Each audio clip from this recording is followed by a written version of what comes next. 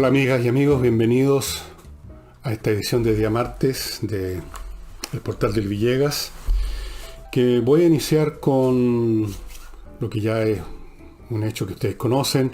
La Comisión de Constitución del Senado aprobó lo que se requería para mandar a la sala a votar el tercer retiro de los fondos de la AFP, cosa que hizo a pesar de los datos que les dio el presidente del Banco Central, el señor Marcel, datos concretos, matemáticos, no son opinables, no son puntos de vista, no son sentimientos, son cifras, en el sentido de que el 20% más rico de la población va a sacar 9 veces más que los quintiles más pobres.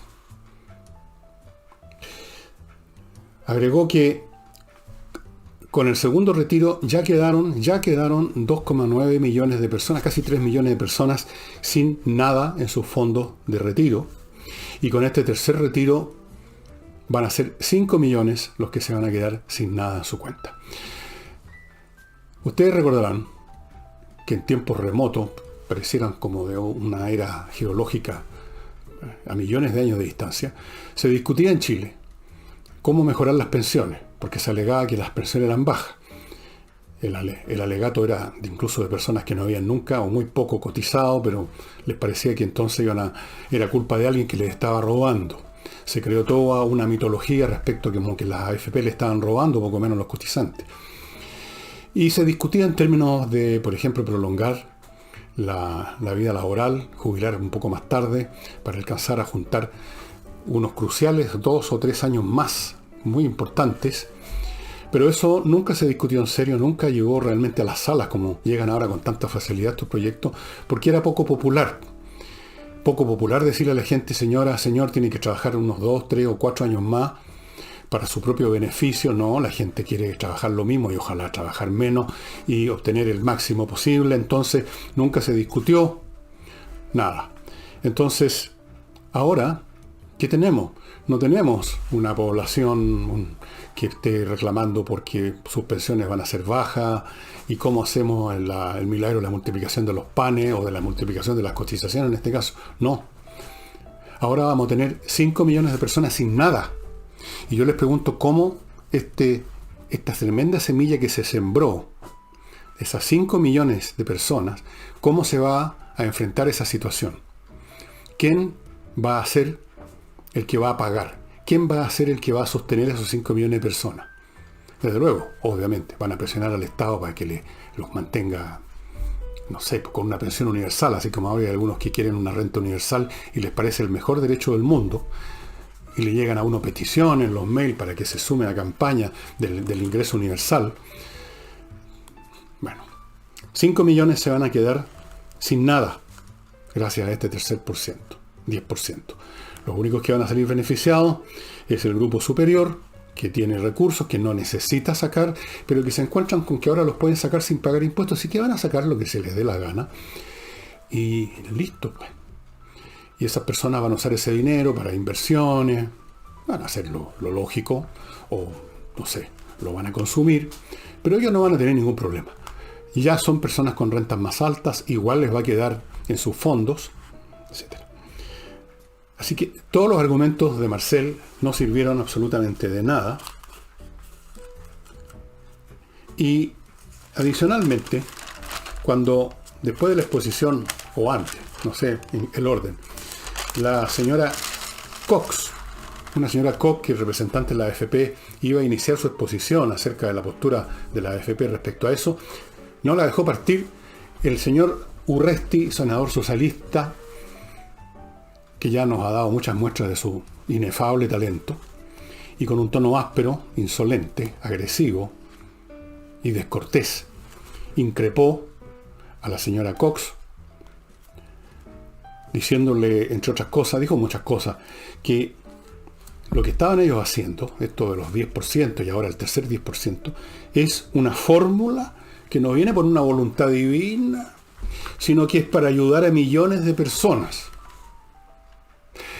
Efectivamente, este 10% va a ayudar, no sé si a millones, pero a cientos de miles de personas, como son aquellas que describió el señor Marcel, que van a sacar tienen por dónde sacar, hay para sacar, no van a pagar impuestos y no van a arruinar sus pensiones, fundamentalmente. Eso sí, efectivamente, van a ayudar a esas personas, el señor Urresti y compañía. Como la señora Cox había hecho una entrevista en la prensa donde dijo que era irónico que le cargaran la mata ahora a la AFP cuando el Congreso, el Parlamento no había sabido resolver esta situación de las pensiones hacía mucho tiempo, eso que es un hecho, no un insulto, no una descalificación. El señor Urresti lo consideró declaraciones ofensivas al Parlamento. Y ofensivas a miles de personas, no eran millones, ofensivas a miles de personas y le pido explicaciones. ¿Explicaciones de qué? Efectivamente, volvamos para atrás, el Parlamento nunca resolvió, nunca quiso encarar, nunca quiso ni siquiera iniciar un debate en serio sobre, por ejemplo, prolongar el lapso de vida laboral para aumentar las pensiones o aumentar la tasa de cotización. Estoy hablando de años atrás. No se hizo nada porque era impopular y los señores políticos, todos ellos genios deslumbrantes, solamente tienen una visión miope que alcanza para la próxima elección. Entonces, esto era poco popular, no se hizo nada. Se prefirió, en cambio, sembrar la idea y hacerla prosperar en la mente de gente con problemas serios atencionales, aparentemente, de que de algún modo estas pensiones bajas eran el resultado de alguna clase de latrocinio de las AFP, que de algún modo las AFP se estaban enriqueciendo a costilla de los pobres, de los trabajadores, incluyendo aquellos trabajadores que no habían cotizado por año, o que habían cotizado menos de lo que podían haber cotizado, todo esto para cobrar, para estar mejor ahora, no importa lo que pase después, alguien va a venir a solucionar mi problema. Eso fue lo que hicieron, eso es un hecho. Salvo que a usted se le había olvidado, señora, se recordará que eso se discutió. En algún momento salía, se hablaba. Había gente que publicaba columnas, que lo hablaba en programas de radio, televisión. El Parlamento nunca se hizo cargo en serio de esa situación, porque no era políticamente, electoralmente correcto, digamos. Entonces decirlo, ¿en qué hay una ofensa en eso?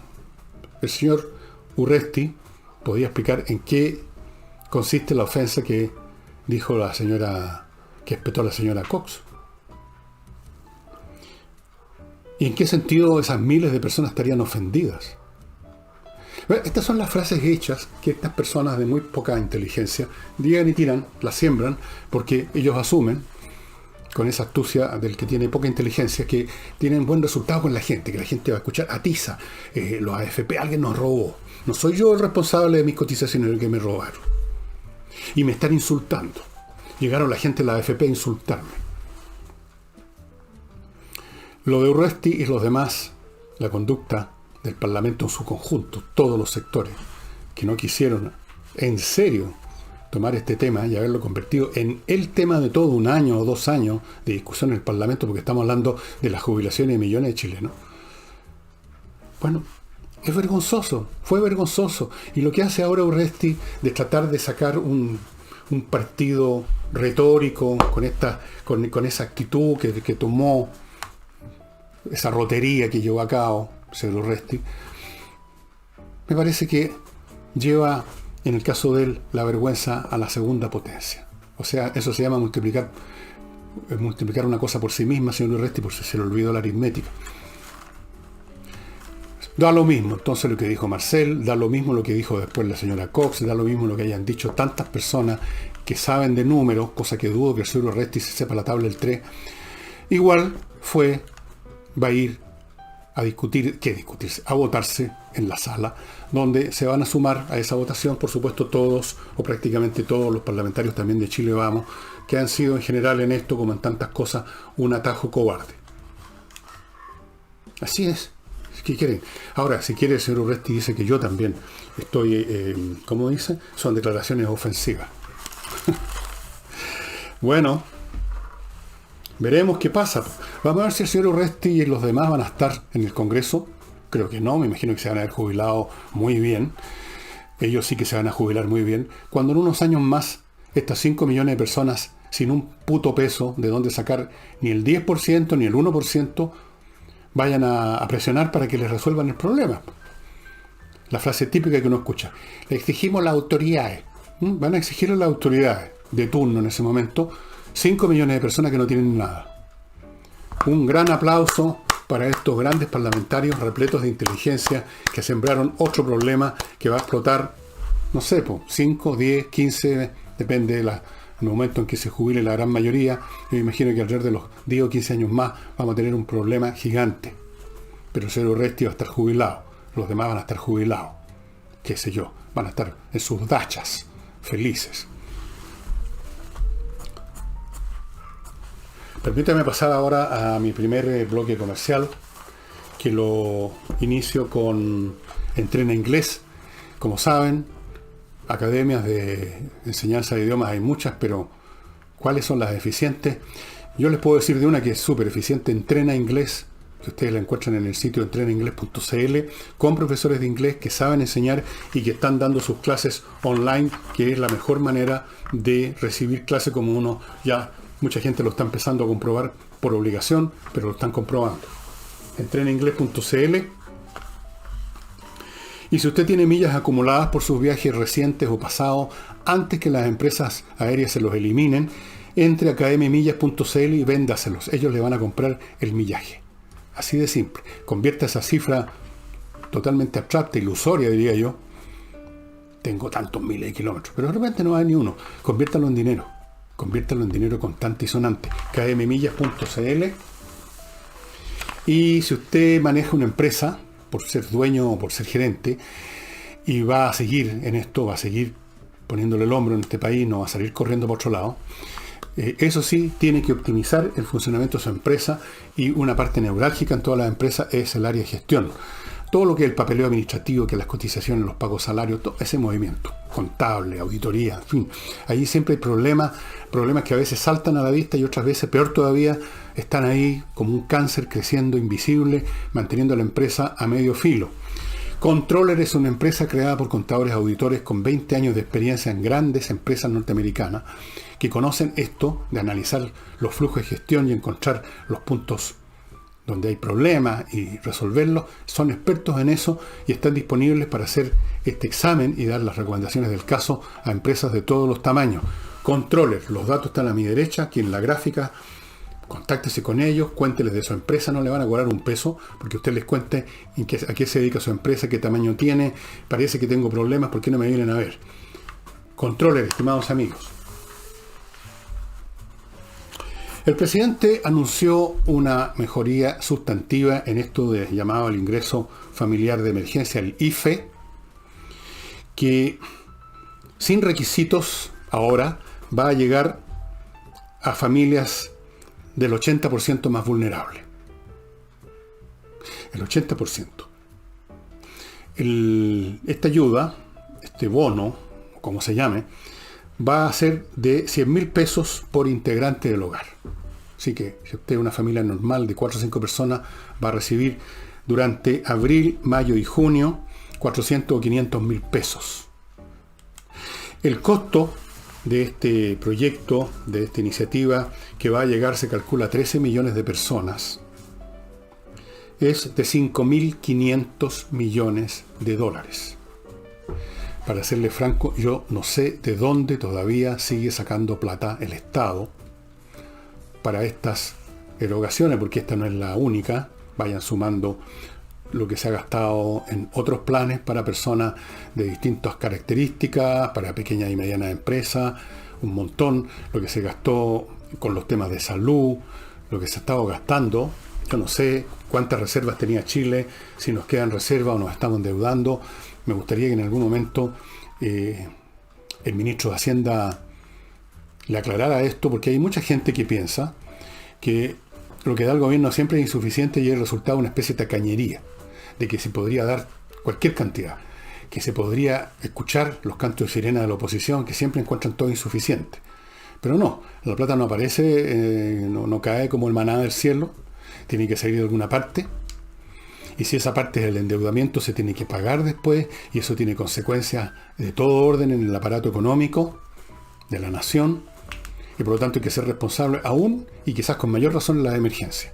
Es en los momentos de urgencia y emergencia cuando está más prohibido que nunca los paraguasos, en ir a los paraguasos, no pensar en el mañana, echémosle para adelante. Esa actitud es propia de un niñito, no de adulto y mucho menos de mandatarios, de que están a cargo de las finanzas públicas.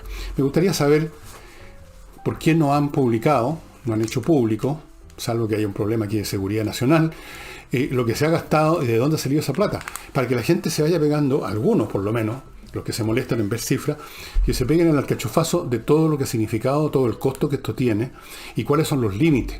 Porque insisto que en la oposición, algunos de ellos quizás sabrán, otros, yo vuelvo a repetir que creo que no se sabe en la tabla del 3, creen que esto es un tema de la tacañería, la mezquindad de Piñera, del gobierno, de la derecha, del Chile Vamos, de los reaccionarios, de los fascistas, de los capitalistas. Sería bueno saber de dónde está saliendo esta plata, cómo se está consiguiendo esta plata. ¿No es cierto? Así es que eso, en todo caso, yo asumo que, aunque quizás se hayan sobrepasado algunas cotas de cautela, en general todavía las cosas están bajo control, porque este es un gobierno que sabe de gestión, con un presidente que sabe de gestión financiera, con gente en Hacienda que sabe de gestión financiera, con un espíritu y un estilo que se cuida y se preocupa del manejo racional de los dineros. Otro gallo cantaría, si hubiera otro gobierno, que simplemente echaría a andar la máquina de imprimir billetes. Pero ya sabemos que esas personas nunca han sabido de economía, en absoluto, nunca siguieron un curso de economía, no les interesa, para ellos lo importante son las transformaciones profundas. Como las que hemos visto en Venezuela. Ustedes ven los maravillosos resultados de las transformaciones profundas en Venezuela. En Cuba, del cual ya voy a hablar, desde el año 59 empezaron con transformaciones profundas y ahí está Cuba. Así es que, bueno, me gustaría saber esas cifras. Sería bueno que se empiece, como dicen ahora los políticos, a sincerar el costo de esto. Y ya que estamos hablando de Cuba, ustedes saben, el señor Raúl Castro se retira, pero ya está muy viejito, así que es la única forma de sacar a esta gente, parece, aunque se vayan, es cuando se mueren o envejecen. Entonces, tiene un nuevo líder Cuba. Por supuesto, no fue elegido en una elección democrática, fue elegido por el Partido Comunista. ¿Qué se esperaban ustedes?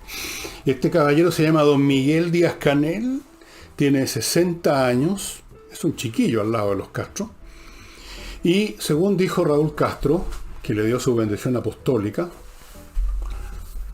don Miguel Díaz-Canel está lleno de un espíritu antiimperialista.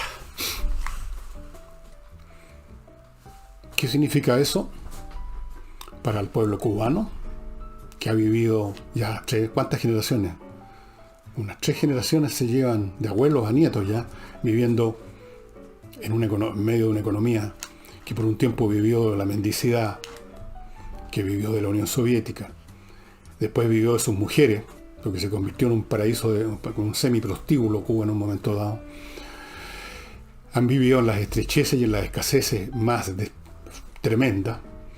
Me contaba una persona que estuvo en Cuba hace unos años, a lo mejor esto lo resolvieron, pero más o menos les da una idea, que la gente no tenía papel confort. Entonces el procedimiento que tenían, y no habían servicios de retiro de basura, no funcionaba las aguas servidas, entonces no les voy a explicar el sistema que tenían para deshacerse la caquita. Es una cosa realmente de la era de las cavernas.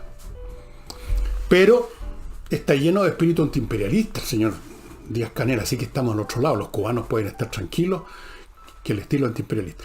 Como ustedes ven, esa es la manera de funcionar de estos regímenes basados en algún sistema ideológico, no en la elección del pueblo, sino que en un aparato mental, espiritual, ideológico, religioso, que tiene que machacar majaderamente por los siglos de los siglos sus axiomas.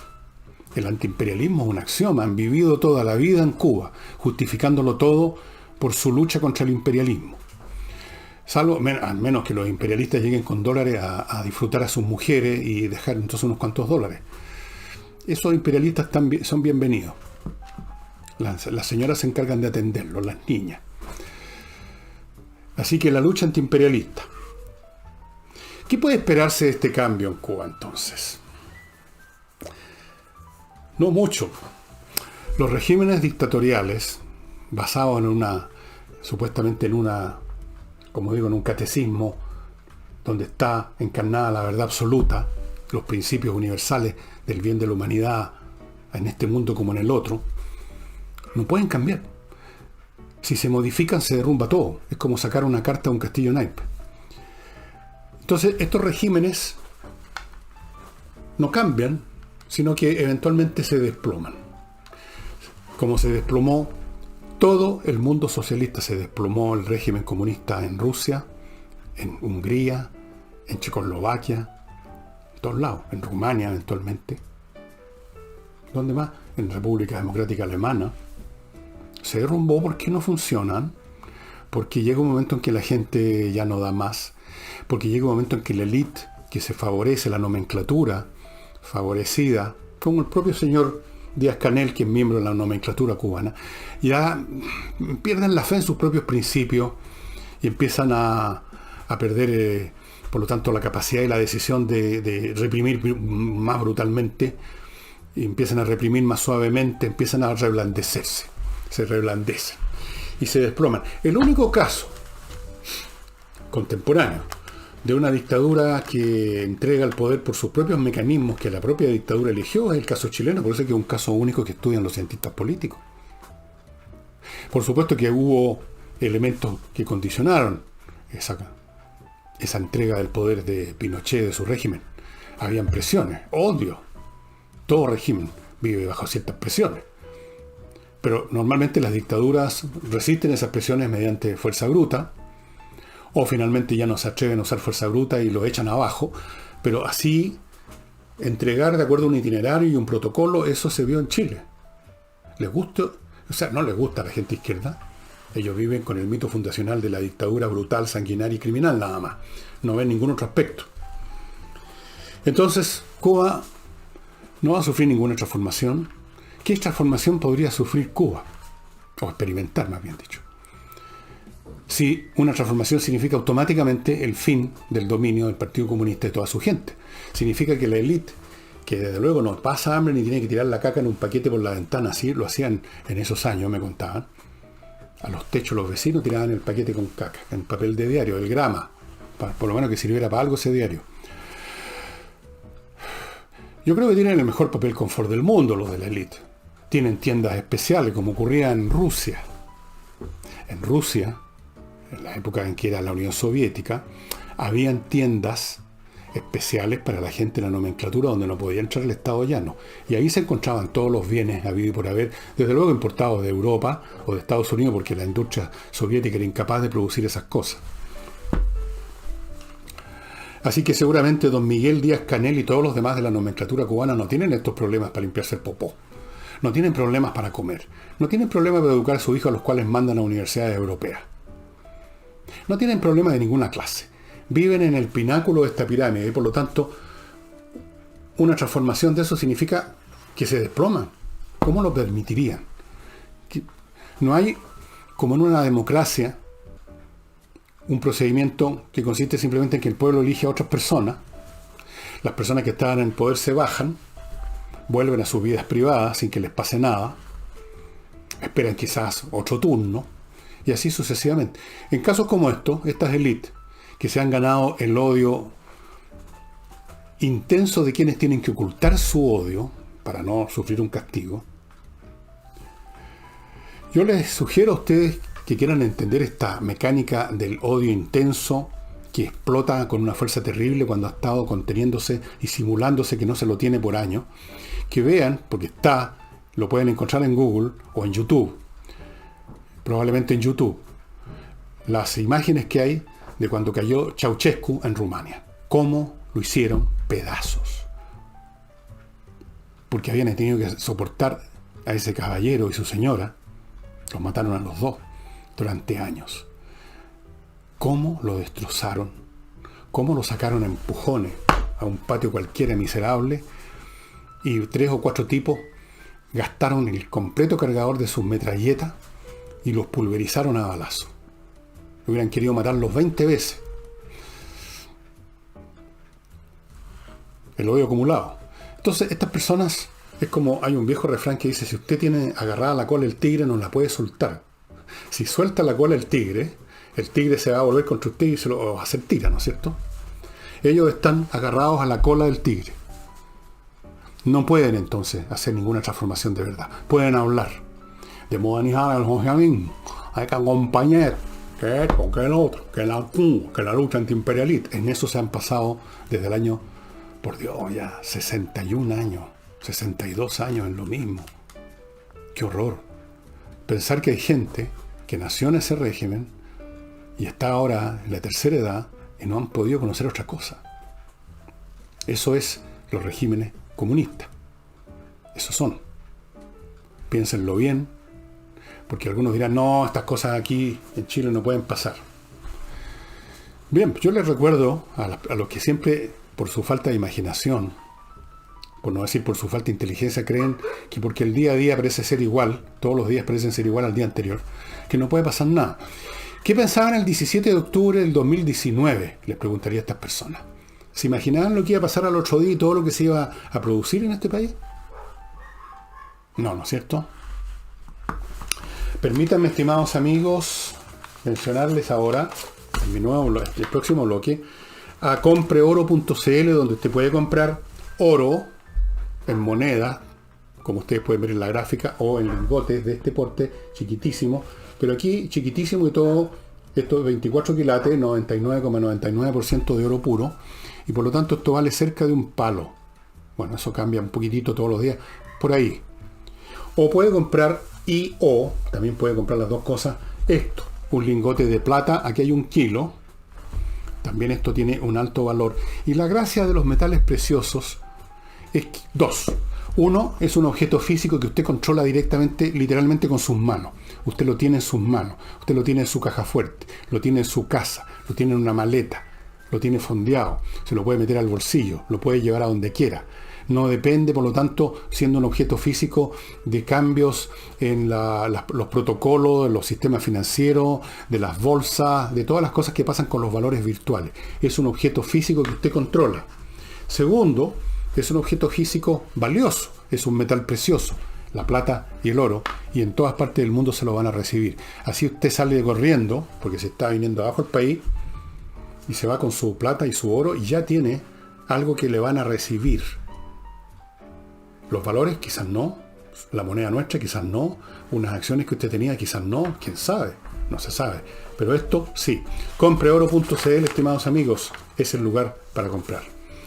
Y si usted no quiere comprar, sino que quiere vender su propiedad inmobiliaria, casa, departamento, fondo, terreno, estacionamiento, lo que sea, llame a Ángel Hey, el mejor corredor de Chile, porque es el más rápido, y la calidad en materia de corretaje y propiedades se mide con un solo vector, la velocidad con que se vende, porque eso es lo que interesa. Ángel Hey tiene métodos propios, trabaja de lunes a domingo sin parar todo el año, un poco como yo, no paro, él no para y vende y además administra arriendo si usted quiere. Usted puede ser un rentista, una persona como de mi edad o un poco más joven que tiene 10 o 15 casas o departamentos o estacionamiento, o 5, 6, vive de eso, pero ya está un poco cabreado de recorrer o no puede ahora recorrer. Ponga todo eso en manos de Ángel Hey. Y para invertir en Estados Unidos, porque aquí no se trata solo de comprar plata, solo de comprar oro, solo de tener, hay que diversificar las cosas. Una parte de sus recursos usted los puede invertir en un país que promete futuro esplendor, a pesar de todo lo que pueda pasar, a pesar del gobierno que tiene.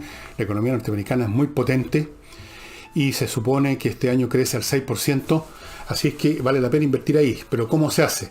Muy simple, entre a inviertanusa.cl, empresa norteamericana y chilena norteamericana, que lo hace todo por usted. En primer lugar, le ofrece por si quiere, no sabe por dónde invertir, en qué invertir. Tiene 3.500 franquicias para que usted escoja. Tiene cientos de ofertas inmobiliarias en todo el territorio de Estados Unidos. Lo ayuda a sacar, le saca una cuenta corriente en banco norteamericano, le obtiene financiamiento hipotecario, le ayuda a constituir una sociedad en Estados Unidos para sus negocios.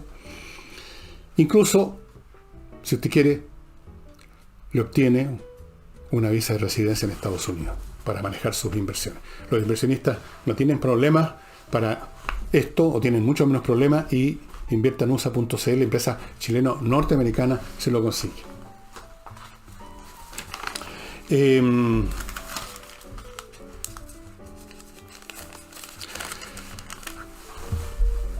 el campo internacional, las cosas siguen en este estado de casi hervor en todas partes. En el mar de la China, en Ucrania, donde los rusos siguen, como si se hubiera vuelto loco Putin, literalmente, siguen acumulando enormes recursos militares. Ya hay más de 80.000 soldados, fuerzas especiales, cientos de helicópteros, cientos de tanques, toda clase de cohetería antiaérea o tierra-tierra, o sea, misiles que son para bombardear determinados puntos con puntería, con sistemas de guía. Otros simplemente artillería reactiva. Todos los recursos. La flota rusa, o parte de la flota rusa que estaba en el mar Caspio, se pasó al mar Negro y ahí están. O sea, tienen rodeado, por así decirlo, Ucrania.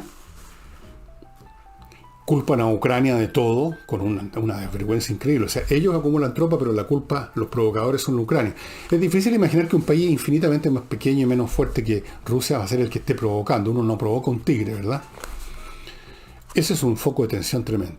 Luego tenemos el tema Irán, Israel.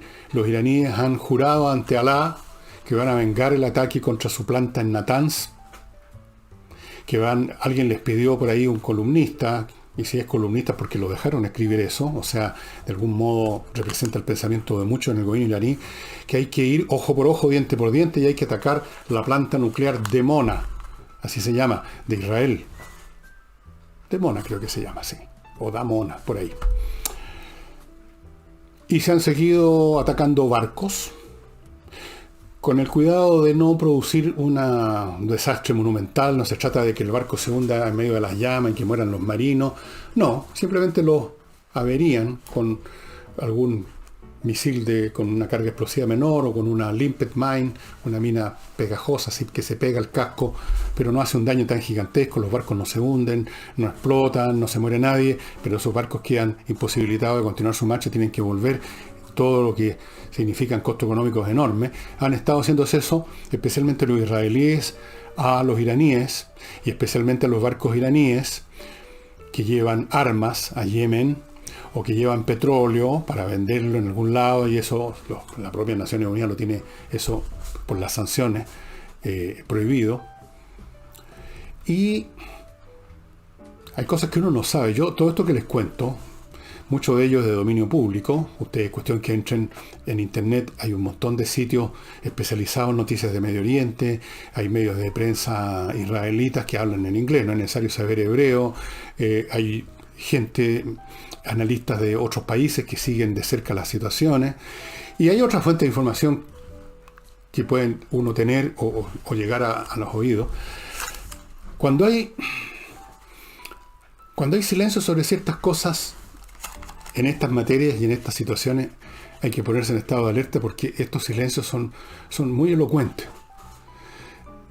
A mí no me cabe ninguna duda que Israel está preparando, para tenerlo listo, no necesariamente para apretar el gatillo, pero para tener listo un ataque brutal y destructivo de la industria nuclear iraní. Ellos no van a esperar, las fuerzas militares y de inteligencia israelita, una decisión de la cúpula política para ponerse a pensar cómo lo hacemos. Lo tienen pensadísimo y están buscando medios para facilitar más esa operación. Por ejemplo, y esto son el tipo de noticias que no llaman mucho la atención, ¿no es cierto? Israel consiguió de Estados Unidos que les pasaran, no sé si arrendados, vendidos, prestados, que aviones tanques. Estos aviones que en el aire suministran combustible a aviones de combate. Ustedes deben haber visto videos donde el avión grande de carga de combustible saca una especie de tubo y lo agarra el avión que lleva un receptor, y en fin. ¿Y eso para qué?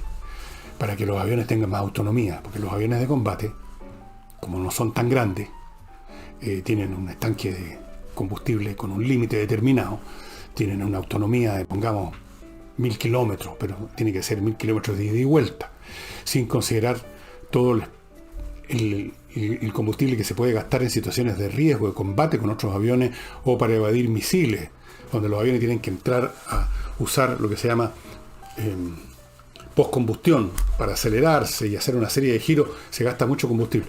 Entonces, es bastante interesante que Israel se ha conseguido varios de estos aviones como para darle más autonomía a sus aviones, puesto que Irán queda bastante lejos.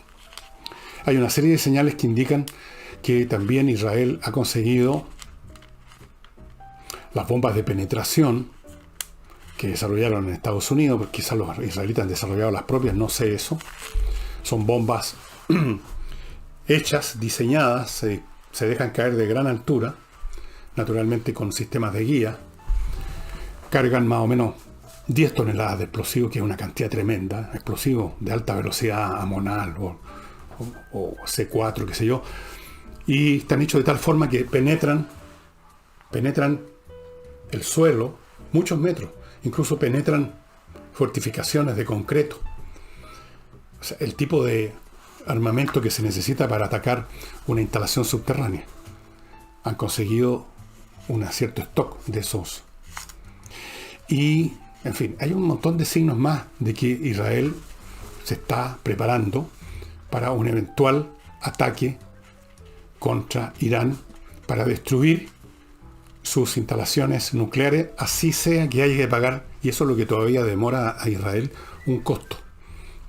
Porque los iraníes no se van a quedar de brazos cruzados, van a disparar todo lo que tienen y va a morir gente en Israel, no cabe duda. Van a haber daños, muchos más de los que hayan sufrido hasta ahora con los cohetes que más o menos bastante rasca, que les dispara Hezbollah, que caen en cualquier parte. Son cohetes que no tienen sistemas de guía, ahora sí los tienen Hezbollah, misiles con capacidades para llegar al punto que se escoge. Van a hacer daño. Israel, si hay una guerra con Irán, va a sufrir como nunca antes sufrió en ninguna de las guerras anteriores, ni siquiera en aquella que les costó más vida y fue más difícil, que fue la del año 73, donde murieron muchos soldados, se les destruyeron muchos tanques, muchos aviones. La guerra la ganaron al final, pero les salió costoso. Esto sería 10 veces o 100 veces peor. Entonces están aquilatando hasta qué punto el costo que hay que pagar es tolerable.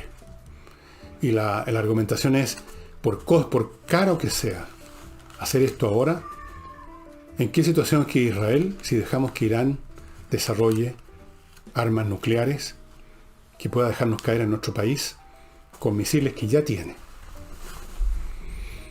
Piensen ustedes además que Israel es un país muy pequeño geográficamente. Ni siquiera necesitan una tremenda puntería esos misiles con armas nucleares para producir una situación intolerable en Israel. Aunque caiga en un peladero una bomba nuclear, dado no solo la fuerza explosiva de eso, sino que la radiación, la contaminación radioactiva sería fatal para Israel. Entonces, esa es el predicamento en que se encuentran la cúpula política y militar israelita. ¿En qué momento hay que dar el vamos a pesar de que haya que pagar un costo pesado? Así que ese es un foco muy, pero muy ardiente. Así que tenemos mínimo 3 focos donde hay posibilidades de un enfrentamiento militar de importancia. Ahora, en el mar de la China, las flotas aéreas y navales de China y Estados Unidos por el momento se miran nomás. Pero ¿cuánto puede durar eso? ¿Qué pasa si en un barco un tipo aprieta el gatillo porque ya se cabrió o porque se equivocó, tocó el botón equivocado? Es un polvorín. Y ¿para qué decir una cosa obvia? Usted, para hacer volar un polvorín, le basta una chispa casi invisible. Y esa es la situación. Permítanme ahora contarles, amigos, que si usted quiere hacer trámites notariales rápidos, entre a notariospress.cl. En vez de entrar a una notaría, lo va a hacer cómodamente en su casa o en su oficina, y solamente después va a tener que ir un par de minutos a firmar en la notaría y listo. Nada más. notariospress.cl. Para sus pisos de cualquier tipo, parquet flotante, eso que llaman parquet flotante, que en realidad no es parquet de verdad, moqueta, cerámica, baldosa, pisos de plástico. SMF tiene productos especiales para cada uno de esos pisos para que queden en buenas condiciones, cosa fundamental, porque una casa en que el piso está feo, sucio, da mala espina, ¿para qué hablar de una oficina? SMF, el producto para sus pisos.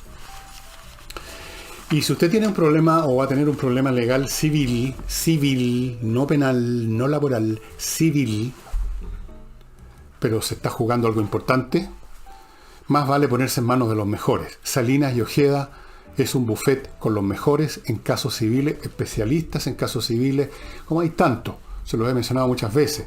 Los temas de divorcio, por ejemplo, son muy complicados. La tuición de los niños, que la pensión alimenticia, que quién se queda con esto, que quién se queda con lo otro. Las herencias, ¿a qué les digo? Montones de situaciones. Póngase en manos de los mejores, no recurra al primer abogado que alguien le sopló. Salinas y Ojeda, los ubica usted en salinasyojeda.cl. Les recuerdo, amigos, el ajedrez, que los está esperando. No saben lo entretenido que es. No saben lo entretenido que es el ajedrez, y lo bueno que es para mantener la mente en buen estado, y lo bueno que es para formar la mente de los niños el ajedrez. Entre a espacioajedrez.com, adquiera estos productos que están ahí, que usted está mirando y que los conoce, y eche una miradita a ver qué novedades tiene en su sitio Pablo Tolosa, que ya completó los cupos de los cursos, ya los está dando, los que estuve promoviendo varias semanas, pero está pensando en nuevas cosas para ofrecerle a usted, y así es que es cuestión que entre en cualquier momento, vea si hay alguna novedad. Si no hay ninguna novedad, le puede preguntar al mismo Pablo, o esperar y comprar los productos, etc. Y finalmente, amigos, miclimo.com es el lugar al cual usted tiene que entrar para que disfrute de la temperatura que se le dé la real gana. 19 grados, 20 grados, 21 grados, ya sea que afuera caigan los patos asados, que esté nevando, usted tiene su clima en su casa, en su oficina, con los dispositivos que instala Miclimo. 2 premios por innovación y una promoción para la quinta región y la región metropolitana, Outlet Climo, con precios muy especiales para sus equipos. Y ahora les voy a mostrar un libro, amigos, que viene bastante a cuento por lo que está pasando, por lo que hablamos acá, y que tiene que ver con los imperios. ¿Qué pasa cuando una sociedad, una civilización, o lo que sea, una entidad política ha crecido, y formal o informalmente es un imperio en el sentido fáctico en que lo entendemos, no necesariamente que tiene colonias que son parte son de su propiedad, sino que tiene una influencia, una hegemonía o una presencia económica, política y militar muy grande. Podemos también llamarlo imperio aunque no tenga ninguna colonia. ¿Qué pasa con los imperios? Y este libro, que yo acabo de verificar que está tanto en Amazon como en Compre Libre, The Sorrows of Empire, las penas, los problemas de los imperios, del imperio, de Chalmers Johnson, militarismo, secretismo y el fin de la república. Este libro se refiere específicamente al imperio americano. Y es muy interesante porque cuando uno ha leído sobre el imperio romano, por ejemplo, o cómo llegó a constituirse como imperio en la República Romana, de la cual pronto les vamos a dar noticias a ustedes, los paralelos son tremendos. O sea, el tipo de situaciones, el tipo de personajes que aparecen en ciertos momentos y que cumplen un papel en esos momentos y no lo habrían cumplido en otros. Los mecanismos por los cuales este imperio no solo aparece, sino que empieza a crujir por todos lados. La aparición cada vez más brutal, más evidente, más importante en el cuerpo social del militarismo, o sea, de las estructuras militares, el peso de lo militar, la concentración del poder y el privilegio en una élite cada vez más reducida e inaccesible. Se empiezan a cerrar las avenidas de ascenso social.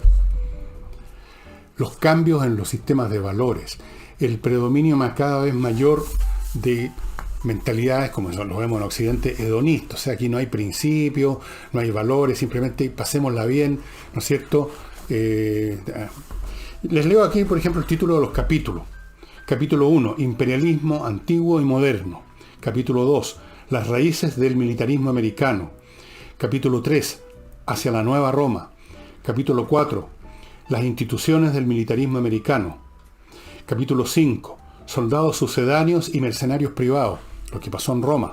Poco a poco el ejército romano dejó de ser de ciudadanos romanos que tenían algo que ver con que tenían intereses políticos y económicos con el Estado, y empieza a convertirse en un tema de bárbaros reclutados como soldados, o sea, mercenarios. El imperio de las bases, los despojos de la guerra, las guerras en Irak, qué le pasó a la globalización, etc. Lo interesante es que este libro fue escrito, fíjense ustedes que lo que son las cosas, ¿no? Fue escrito, amigos y amigas,